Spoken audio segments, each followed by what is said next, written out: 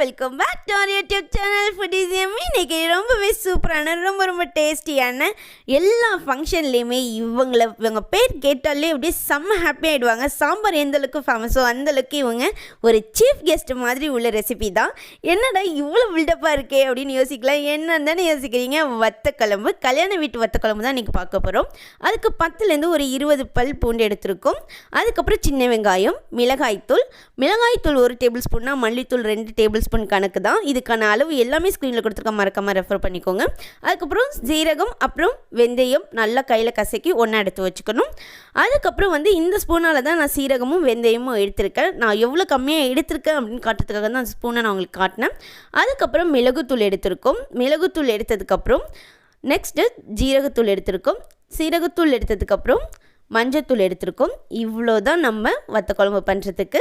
அதுக்கப்புறம் முக்கியமாக புளி ஒரு லெமன் சைஸ் எடுத்துகிட்டு நல்லா ஊற வச்சிடுங்க. கிட்டத்தட்ட 3/4 மணி நேரத்துக்கிட்ட ஊறினா நல்லா நமக்கு அந்த புளியோட டேஸ்ட் கிடைக்கும். அதுக்கப்புறம் ஒரே ஒரு தக்காளி மட்டும் ஆட் பண்ணிக்கலாம். இப்போது வத்தக்குழம்புக்கு தேவையான எல்லா திங்ஸும் எடுத்தாச்சு. வாங்க எப்படி பண்ணுறதுன்னு பார்க்கலாம். இப்போ ஒரு பேனில் நல்லா ஹீட் பண்ணி எடுத்து வச்சுக்கோங்க.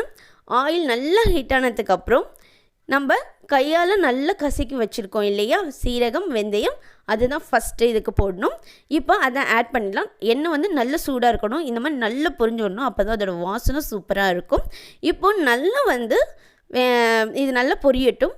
இப்போ வத்தக்குழம்பு எவ்வளோ டேஸ்ட்டாக இருக்கும் இல்லையா கல்யாண வீட்டிலலாம், அந்த அளவுக்கு இதுவும் சூப்பராக இருக்கும். ஒரு 2 or 3 days நம்ம தாராளமாக வச்சு சாப்பிட்லாம். அந்தளவுக்கு ஸ்பெஷலான ரெசிபி. யாருக்கு தாங்க கல்யாண வீட்டில் வத்தக்குழம்பு பிடிக்காது? கோவிலில் போனாலும் இந்த மாதிரி வத்தக்குழம்பு இருக்கும். எல்லா ஃபங்க்ஷன்லையும் வெஜிடேரியனாலே வத்தக்குழம்புக்கு தனி ஃபேன் பேஸே உண்டு. இப்போது நம்ம எடுத்து வச்சுருக்க சின்ன வெங்காயம், இன்றைக்கி நான் ஒரு 2 to 3 members சாப்பிட்ற அளவுக்கு தான் நம்ம பண்ணுறோம்.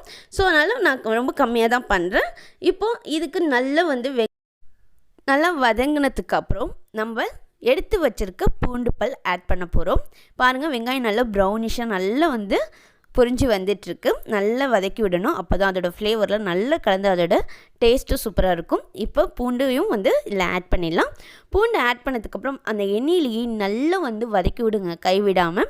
அதுவும் நல்ல ப்ரௌனிஷாக வரணும், நல்லா வெந்தணும். அது பாருங்கள், இப்போ நான் உங்களுக்கு ஜூமில் காட்டுறேன் எவ்வளோ அழகாக நல்லா வெந்து ப்ரௌனிஷாக இருக்குல்ல.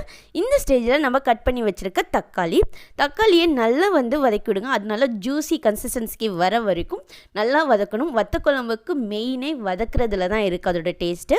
உடனே எல்லாத்தையும் போட்டக்கூடாது. அட்லீஸ்ட் எல்லாத்தையுமே நல்லா வதக்கினதுக்கு அப்புறம் தான் நம்ம மற்ற திங்ஸ்லாம் ஆட் பண்ணணும். இப்போ நல்லா வதங்கினதுக்கப்புறம் மிளகாய்த்தூள் ஆட் பண்ணியாச்சு. மிளகாய்த்தூள் ஆட் பண்ணதுக்கப்புறம் மல்லித்தூளும் ஆட் பண்ணதுக்கப்புறம் நம்ம எடுத்து வச்சுருக்கோம் இல்லையா மிளகுத்தூள் ஆட் பண்ணிக்கலாம். எந்த பவுடரை எப்படி வேணாலும் ஆட் பண்ணிக்கலாங்க. அதுக்கப்புறம் சீரகத்தூள், மிளகுத்தூள் காரத்துக்கு தகுந்த மாதிரி நீங்கள் ஆட் பண்ணிக்கலாம். மிளகாய்த்தூள் உங்கள் வீட்டில் எப்படி இருக்குன்னு பார்த்துட்டு அதுக்கப்புறம் மஞ்சத்தூள். இப்போ எல்லா தூளுமே நம்ம ஆட் பண்ணியாச்சு. இவ்வளோ தான் வத்தக்குழம்புக்கு, வேறு எதுவுமே கிடையாது. ஃபைனலாக உப்பும் இதிலேயே நான் ஆட் பண்ணிட்டேன். கல் உப்பு தான் ஆட் பண்ணியிருக்கேன். இப்போ ஒன்றோட ஒன்று நல்லா மிக்ஸ் பண்ணி விடுங்க. அந்த பவுடரோட ராஸ்மெல்லாம் போகணும். எண்ணெயெலாம் நல்லா சக் பண்ணிவிடும் சுத்தமாக. நம்ம ஊற்றின எண்ணெய் அதில் தெரியவே தெரியாது. அந்தளவுக்கு சக் பண்ணிவிட்டு நல்லா இந்த பவுடர்லாம் பச்சை வடை போகிற வரைக்கும் நல்லா கைவிடாமல் வதக்கிட்டுட்டே இருங்க. அதுக்கப்புறம் நம்ம நெக்ஸ்ட்டு ஆட் பண்ணுறதை ஆட் பண்ணிக்கலாம். இப்போ நல்லா இந்த மாதிரி சைட்லலாம் ஓட்டியிருக்கும். நல்லா எடுத்துகிட்டு நல்லா சிம்மில் வச்சு நல்லா வதக்கி விடுங்க பவுடரை. இப்போ நல்லா அதோட ராஸ்மெல்லாம் போயிடுச்சு, பச்சை வடையெல்லாம் போயிடுச்சு. போனதுக்கப்புறம் நம்ம எடுத்து வச்சுருக்கோம் இல்லையா புளி கரைச்சி நல்லா இதில் மிக்ஸ் பண்ணிக்க வேண்டியதாங்க. இப்போ உங்களுக்கு எவ்வளோ குழம்பு தேவையோ அவ்வளோ குழம்பு நீங்கள் அதுக்கு தகுந்த மாதிரி புளியை நீங்கள் கரைச்சி எடுத்துக்கலாம். இப்போ நல்லா அந்த கட்டிப்பட்டு இருக்கும் இல்லையா, அதெல்லாம் அந்த புளி தண்ணியோட ஒன்றோட ஒன்று நல்லா மிக்ஸ் பண்ணி விடுங்க. எந்த இதுவுமே கட்டிப்பட்டு இருக்கக்கூடாது. இதுவே ஒரு திக்னஸ் லெவலுக்கு இருக்கும் கட்டாயமாக.